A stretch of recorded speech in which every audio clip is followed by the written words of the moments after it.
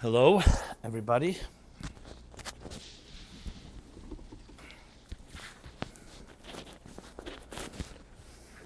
Welcome to a class titled The Mysterious City of Chevron. And it's in loving memory of Avram Ber Ben Yosef Ephraim Halevi upon his third yahrzeit this Shabbos, Cheshvan 25. Dedicated by his son Greg. And it's appropriate because this parsha does talk about, this chapter does discuss the passing of Sarah.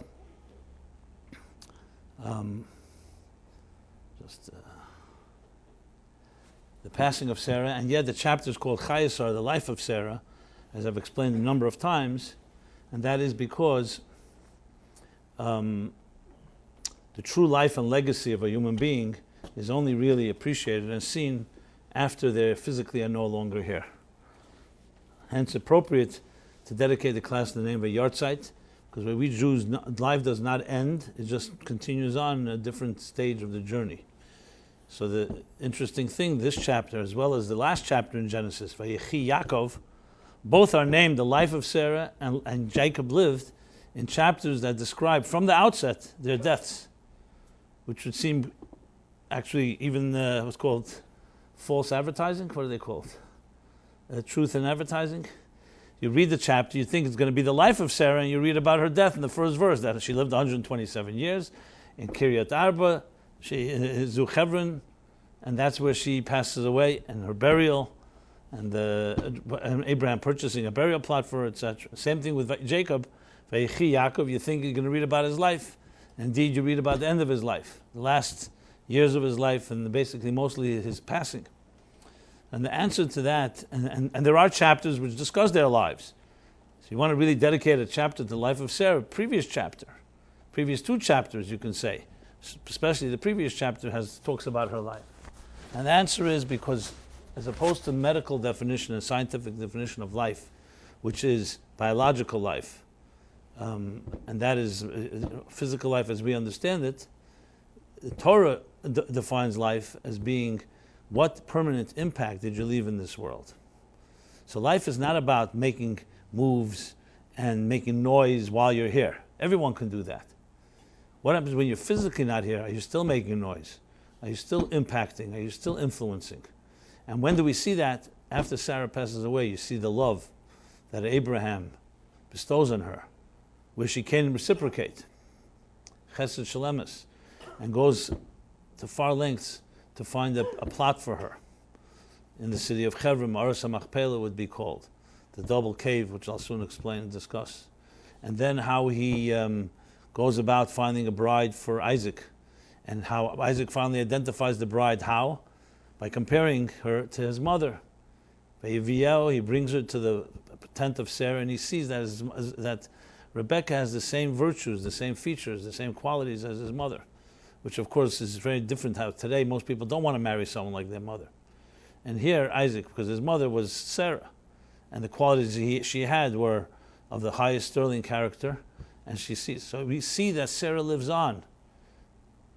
So even though of course there's a certain sadness when someone passes away, but imagine that today, almost 3,800 years later, we're still talking about this woman.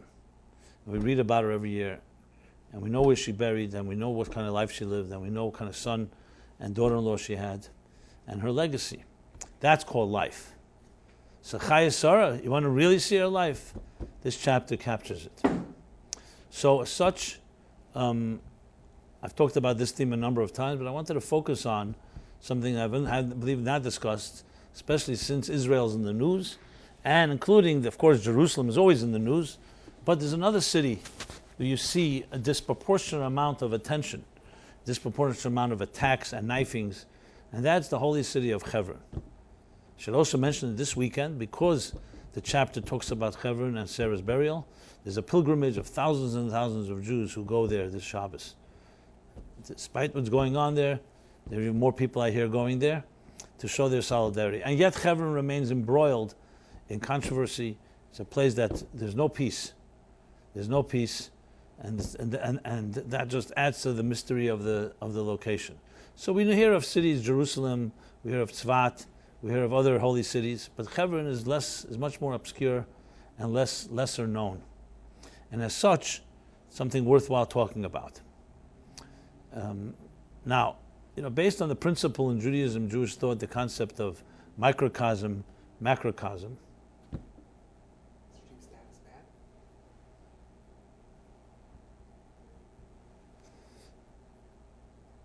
Go to that other screen I told you and tell me if it's green or red there.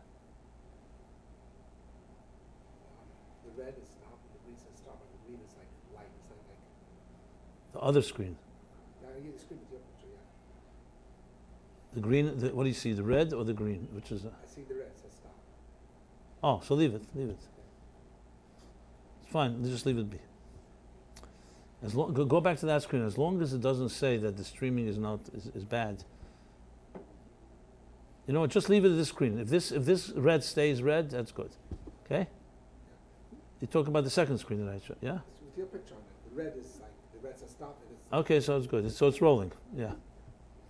So in Judaism, there's the concept of microcosm, macrocosm, which means everything that exists on the global scale, on a universal scale, also exists on a smaller scale, on a concentrated scale, based on the principle that the human being is a small universe, and the universe is a large organism. So when we hear about events in Israel, and we hear about events in Chevron, both now and going back thousands of years, what we really are, we have to derive lessons from that are not just lessons about the general picture, but also personal lessons. So in the email I sent out today, I started with the personal questions. Like, why is life so rife with conflict and with challenges? Is it possible to reconcile the different voices and the different forces that make demands on us, whether it's internal in our inner psyche or people around us? And these are not independent questions of the discussion about Chevron, as we shall soon see. And of course, this broadens to the big question: can we find world peace? Can nations and communities and peoples come to a point of peace? So the proposition here is that the city, this mysterious city of Chevron, contains the answers to these questions. Often we have to go back in history, in ancient times, to discover the roots of challenges, and then they can inform and help us understand events that are going on today, both, again, as I said, individually and globally. So what is this city of Chevron? The interesting thing is that even though we read in the last week's chapter that God promises Abraham the entire promised land, we all know about the promised land, and he tells him to walk across the land, to walk to the east, to the west. This is the land that you are being promised, that you will inherit, your children will inhabit. This will be the holy promised land. Yet, the first actual specific description of a city in Israel that Abraham owns is Chevron, where in this week's chapter, after Sarah passes away, Abraham comes to Chevron and wants to bury her. So what does he do? He goes and buys a plot called the Moras Machpelah in the city called Kiryat Arba, which is called Chevron, which is also interesting. Kiryat Arba means a city of four. We'll soon discuss why is it called four. What's the four? But this Kiryat Arba has another name called Chevron, which is now the popular name that we know. And in it is the plot that called the Ma'aras HaMachpelah. Ma'aras HaMachpelah literally means a double cave.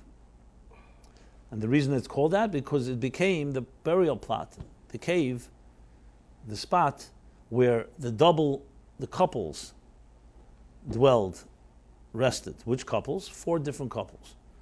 Adam and Eve, and Abraham knew that Adam and Eve were there. It would be Sarah now, and then Abraham, when he passed away, was buried with Sarah. Then came Isaac and Rebekah, would later be buried there. And finally, Jacob and Leah.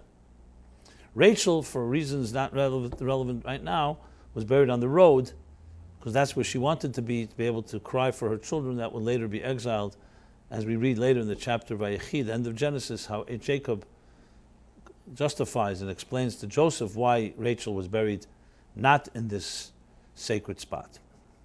So we go today to Chevron. You'll see it's a pretty big spot, and there are different markers. We don't know exactly where they are, but down there below are the remains. The soul came to rest in that place of, I said, the four couples, which is one of the reasons, by the way, it's called Kiryat Arba, because the city of four, meaning the four couples, obviously the foundational ancestors of the human race, really, Adam and Eve, of course, and then later Abraham and Sarah, and the ones I just mentioned. So Abraham goes and is not satisfied with receiving this plot as a gift. He actually purchases it. And it's explained in the commentary, when you purchase something, it's irreversible. Had others had given it to him as a gift, the prince that lived there, then a gift can always be retracted. I gave you the gift, now it's over with. A purchase was a final kinyan, a final acquisition, which is irreversible. Today, maybe you can understand why Abraham had the foresight to understand to better purchase it than to receive it as a gift, because then anybody can say, I'm the inheritor, I'm the heir to the throne, and it belongs to me. So Chevron becomes the first formal city in Israel, before Jerusalem even.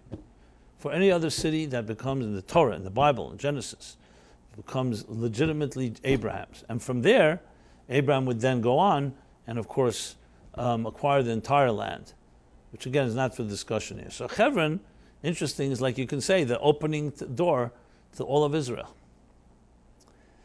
And indeed, when you look in the mystics and the different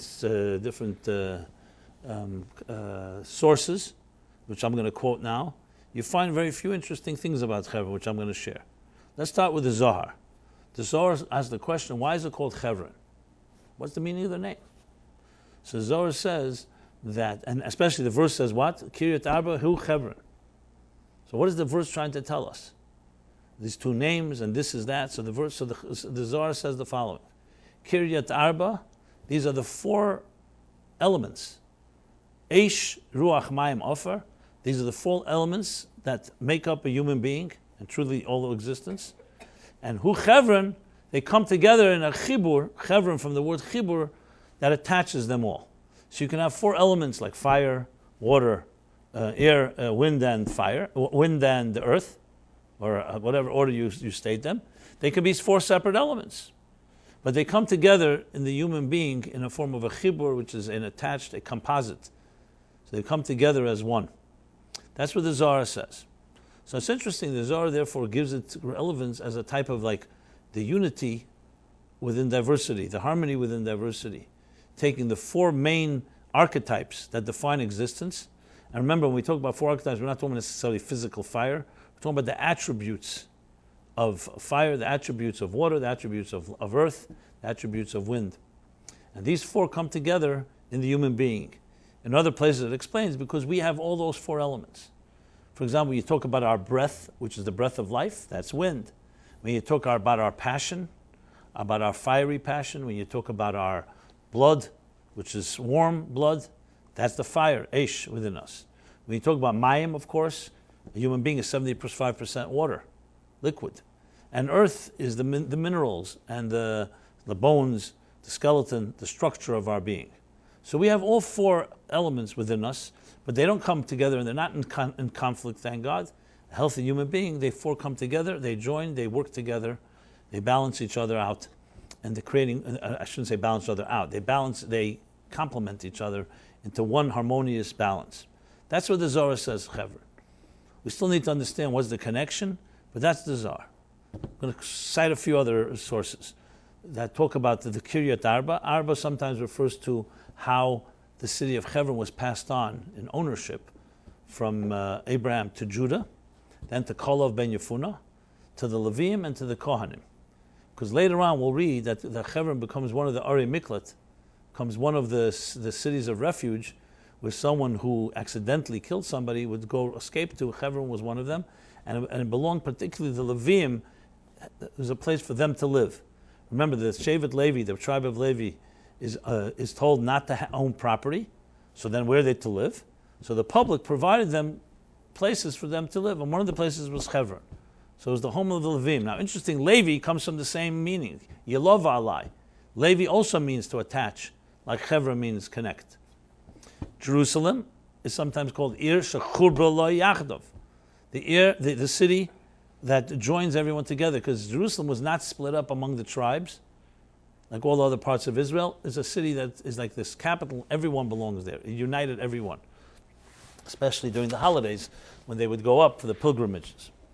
Okay, then there's an interesting letter from the Mittler Rebbe, the second Chabad Rebbe, Rabbi Dov Ber of Lubavitch, who was the son of the Reb Shneir Zalman of Liadi, the author of the Tanya. He, interestingly, sent parents and family to live in Chevron. This would be approximately the end of the early 1800s, probably 1820, 1825. So it's one of the first settlements that came in Chevron. Was the Mittler Rebbe's family and students that he sent off to Chevron, and actually bought a plot there. Menucha Rachel was the name of his daughter, and she married a Slonim, and that's where they lived until this place, till today. There's an area that is owned by the Mittler Rebbe's, of course, his heirs. And when he did this, he actually, around that period, he also wrote a letter and describing the virtues of Chevron. So it's a very interesting letter, and I'll just briefly sum up a few things he states there. First on a practical level, Chevron, it says in Shmuel, in Hanavi, the Nevi'im, the Navi, and the prophet, that King David, before he went to Jerusalem and became king, 7 years he spent in Chevron.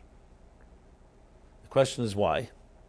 So the Zohar says, and he quotes, because before he went to Jerusalem, he had to connect himself to the 4 couples that were in Chevron. The question is, what is the meaning behind that?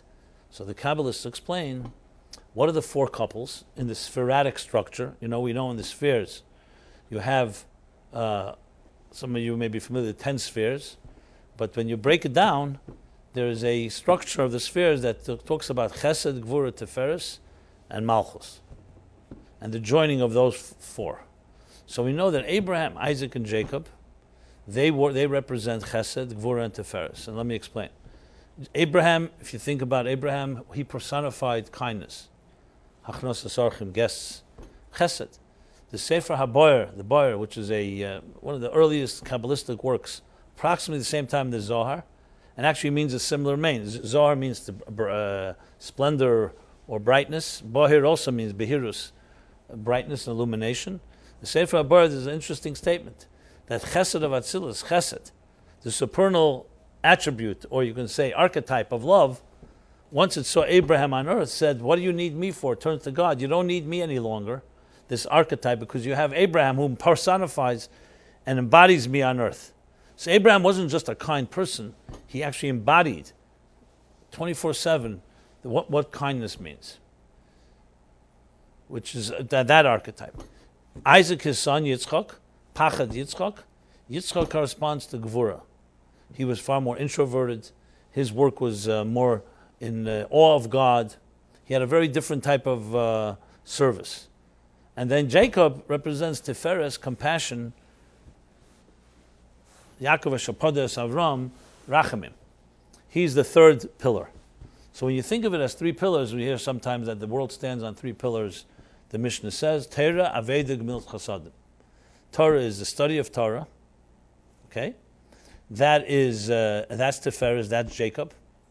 There's Tefillah, Aveda. Tefillah, that's Isaac. And Gemilut Chasadim, that's Abraham.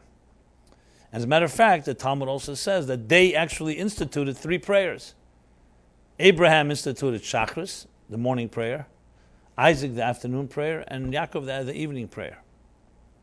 So each one of them represents 3 types of service. And but he continues on that letter, the Mittler Rebbe says about Chevron. He says, and that's why Chevron is a place of prayer, and that's why King David had to be there for 7 years before he moved on to Jerusalem to prepare himself. Now you find in the Bible, in the Torah, you'll find another instance. Olav ben Yefunah was sent with the other 11 scouts to Israel. So we all know that what happened. 10 of the scouts, unfortunately,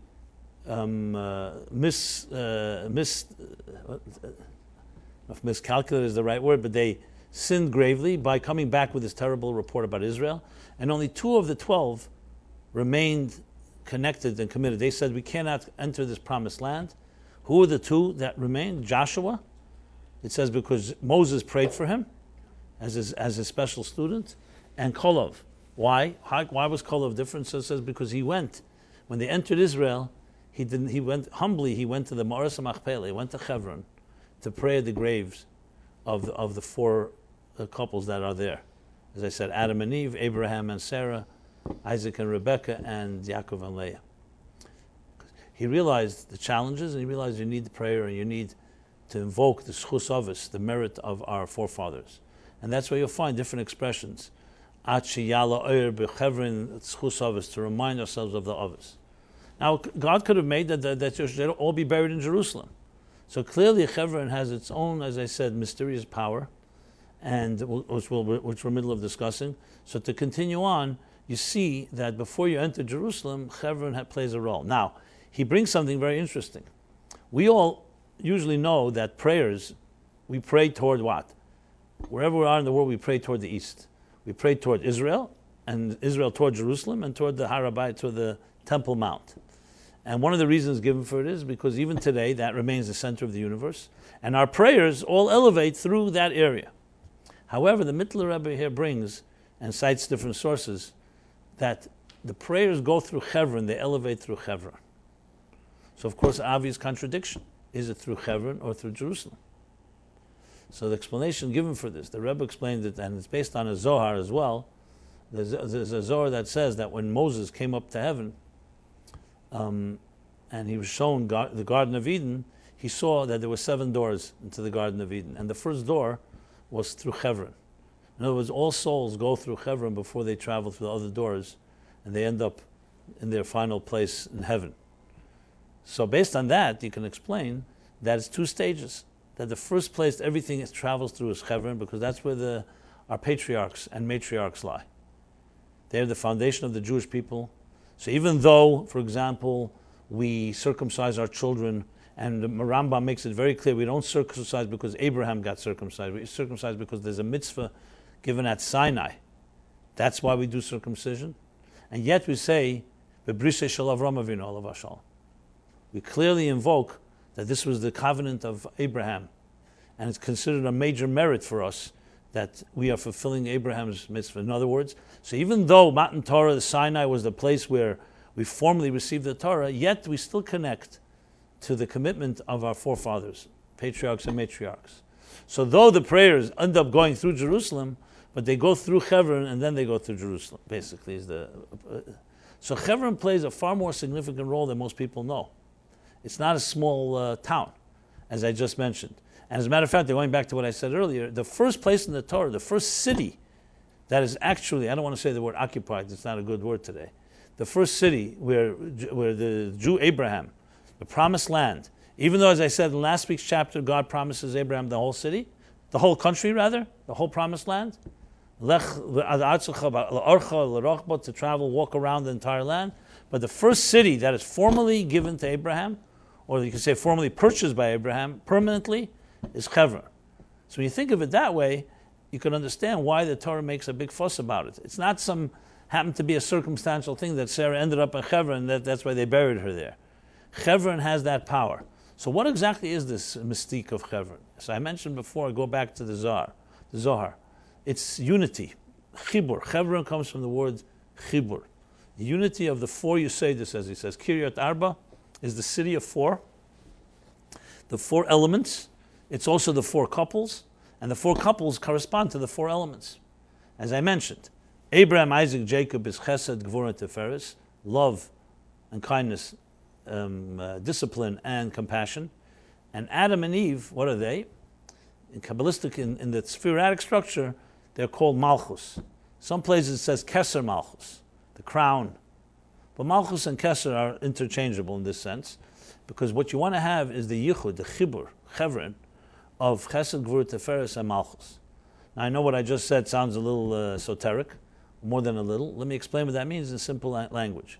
In simple language, for a human being to be complete, we are not single-celled organisms. We're not amoebas, and we're not single-celled organisms. We have 75 trillion cells, actually, give or take a few. But that's the number. So a human being, what's fascinating about the human being is that Maimonides writes this in his introduction to the Mishnayos and to Pirkei Avos and so on. He writes that all creatures on earth are poel echad or beis poelim. All creatures on earth have either one personality or two personalities. Like, for example, you'll find certain birds are very compassionate and certain birds are very aggressive. Same thing is with, like, for example, the erev, which is the raven, and the dove are two simple symbols of that. You won't find that one of them is compassionate sometimes and sometimes cruel. That's how their nature is. And the same thing with all creatures on earth, they're wired a certain way. And that's their wiring. You can't expect of a creature to go to therapy and change its wiring or change its attitudes and personality. Human beings, he says, however, are made of many pa'alim. Pa'alim means many personalities. And I'm not talking now whether we're talking about multiple personality disorder. That's not what I'm discussing. I'm talking about even a normal, healthy person has different personalities. What does that mean? You can be compassionate. You can sometimes be less compassionate. You have many, many different elements, and you have ability to restrain and refrain and control and channel and so on. Because the key to a human being is created in the image of God. If you look in the Bible, when it talks about the creation of Adam and Eve, it says God took earth from all over the globe, and that was the earth that he took. Why did he have to take from all over the globe? Take from one section, take earth, and imbue it with a soul of life. Why did it have to take earth from all over? From all over. Some places it says el yenim and tachtenim, from every part of existence. And the answer is a very obvious one, because the human being is charged with something that no other creature on earth is charged, to elevate the entire universe. Since our job is to bring together, chibur, to connect and bring together the entire universe, instead of it being a fragmented universe, to turn it into something that's unified, harmonious, toward one larger goal, larger purpose, that's why the human being has to have a piece of every part of the world. And that's why Elam Katan Zeh Adam, a human being, is a microcosm. And we have Eish in us, and we have Ruach, as I mentioned before, and we have Mayim, and we have Ofer. We have a fiery personality, we have hot blood, we have passion. That's the fire inside of us. We have the wind in us, is Yipach Ba'apav, as I said. The breath, our breath, the breath of life is Ruach. We have water, of course. 75% of the human being is made of water. And we have the minerals, the structure of the human being. Our bodies, our skeleton, our bones, our teeth, the structure are made of mineral. That's daimon, that's offer. That's based on a mineral based. So a human being is a composite of everything in existence, because now that we have every piece in us, so when we behave in a unified way in our own personal lives, we have the power to elevate and unify the rest of existence, which is all microcosm, macrocosm. It's actually, if this was said a few hundred years ago, it would sound like some type of mumbo jumbo. Today, it's very commonly accepted that the whole universe is, the large universe is all captured. One atom reflects all the atoms. So it's not so surprising to say that a human being has the ability to affect the universe, because we have the entire universe within us in a concentrated microcosmic form. So basically you can say we enter a fragmented world that has scattered agendas and so many different forces going in different directions, with a purpose of us human beings taking the different fragments of our lives and directing it toward one purpose, which is essentially the concept when we say that Adam and Eve, the first Rosh Hashanah in existence, which was the day they were created, the first Friday, sixth day of creation, what did they do? When they were created, they came to the entire universe. They said, let us all together gather together in one symphony and sing to God, one song. That is, in essence, you can say, the purpose of life, is to take so many forces that are going in so many different directions, conflicting directions, selfishness, everyone in their own agenda, and bring it all together to show it all complements as one symphony, one divine cosmic symphony. And it's the human being that is the conductor and able to bring it all together. So we essentially embody the concept of Chevron. That's what Chevron is. That's why Adam and Eve the first human beings on earth, and then later Abraham, Sarah, Isaac and Rebekah, and Jacob and Leah, that's where they are interred. That's where they are. Because they embody the foundational elements of the human race. Adam and Eve is obvious, but then come the other three, because it's not just Adam and Eve, you can say, are the father and mother of all human beings. But Abraham, Isaac, and Jacob, they structured into Chesed, Gvura, Tiferes, the pillars. Because remember, as I said before, we're not just individuals. If you look at a human being, you'll see our structure is three. Everything in our being is three. You have a right brain, a left brain, and a center brain. You have a right arm, a left arm, and a center, a spine. We have a right leg and a left leg, as well as the center. So when you look at the Kabbalistic structure of the spheres, it really is like a triangle, like three triangles. You know, there's right, left, center, right, left, center, right, left, center. So if you ever saw the sphere's structure, it's like the human being. It's like the right brain, Chachma, the left brain, Bina, the center, Das. The right arm or the right side, Chesed, the left side, Gvura, and the middle is Tiferes, the heart, compassion. Then comes Netzach on the right side, the right leg, Hoid on the left leg, and the sexual organs, the genitals, are the center, Yesod, and then Malchus. Yesod is usually the masculine, Malchus the feminine. So there's the structure of the human being is not just linear. We are made of a structure. What would a human being, if we didn't have, God forbid, a spine? You wouldn't have the centrifugal element that creates balance. It gets even more fascinating if you really want to go deeper into it. Look at the Mishkan, the way the temple was built. First, the portable sanctuary in the wilderness, and then later the final temple, the permanent temple in Jerusalem. How is it structured? You'll see again, it's right, left, center. Also, three components: the Holy of Holies, where there's only one element in the Holy of Holies, the brain. What is that? The Torah, the Aron. The Ark is in the Holy of Holies. Then comes the Kodesh, which corresponds to the torso. So you have the right, left, and center. What's on the right? You have on the right the Shulchan, which bestows Mozen, which is Chesed. It gives food, sustenance. On the left you have the menorah, Eish, fire, Gvura. And the center you have the Mizbeach HaPnimi, the sometimes called Mizbeach HaKteris, the altar of incense. And that corresponds to Tiferes, compassion, a beautiful scent, an aroma, and so on. Then you have the third section, which corresponds to the legs, and that's the Oyel Moed, or the Chotzer, outside. That there, you have only one Mizbeach HaChitzon. What is its role? To be an interface between the world and the temple. You bring offerings of animals that do not have that type of so-called silence of incense within the internal. That's already taking an outer world and transforming it. I discussed this at length a number of years ago, the microcosm, how the temple is a parallel and mirror image of the human being. This is based on the Shalah, the Bachai. There's a whole many commentaries that talk about this. There's actually a whole sefer, a whole book called Chayei Sarah from the Ramah, Moshe Isserlish, who was one of the great classic codifiers. They call him the Mappa, the tablecloth, because when Beis Yosef, Rabbi Yosef Karo wrote a Shulchan Aruch, which means a set table, and they call the Ramah the Mappa, the so-called tablecloth, because he added his commentary that filled in and essentially rounded out. And the Ramah was more, Beis Yosef is more of a Sfardi, Ramah is more Ashkenaz, meaning coming from the different schools, but it's all published in one code of Jewish law. So the Ramah has a book called Chayei Sarah. He was also a Kabbalist, as was the Beis Yosef. Beis Yosef has a sefer called Magid Misharim, which is a Kabbalistic work, and the Ramah has a Kabbalistic work, which is called Chayei Sarah, where he specifies every detail of the temple and how you find it in the spiritual worlds and in our personal lives, our personalities. But suffice it to say, relevant to our discussion here, is that the human being is a microcosm of everything. As is the temple, V'shachanti b'seicham, I shall rest among you. It doesn't say I will rest in it, because the temple was essentially a place where the divine rests, a model for the divine presence in our lives.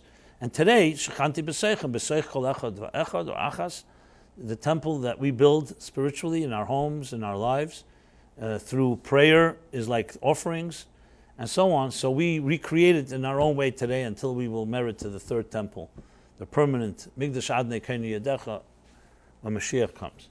But to go back to Chevron, therefore, so Chevron, the fact that these 4 couples are on Chevron is because they embody the theme of Chevron embodies the theme of these people. And this is what? To create unity. Like go back to the Zohar now. One line in the Zohar takes Kiryat Arba Hu Chevron, that the 4 archetypes, or the 4 what do I call them? The 4 elements join as one. That's Arba is Chevron, Chibur. So it's about creating harmony within diversity. Now Jerusalem has elements of that too. I mentioned before, Ir Shechubra Lo Yagdov, Kiryat Melech Rov. You have things, expressions about, and Jerusalem becomes the capital of Israel. But why? But before King David went to Jerusalem, he spent 7 years, the Navi tells us, Shmuel, in Chevron, because to prepare, to elevate Jerusalem, of course, is the place where the temple is built. And yet, now the temple is built, Maimonides writes that the earth, that Adam originates from Yerushalayim. He came from the Har HaBayis, it says. Mokem kaparose nivra. It's an interesting expression. He says that the kapara, which is the forgiveness, the atonement of a person, is through what? Is through an offering. Where's the offering brought? In the temple in Jerusalem.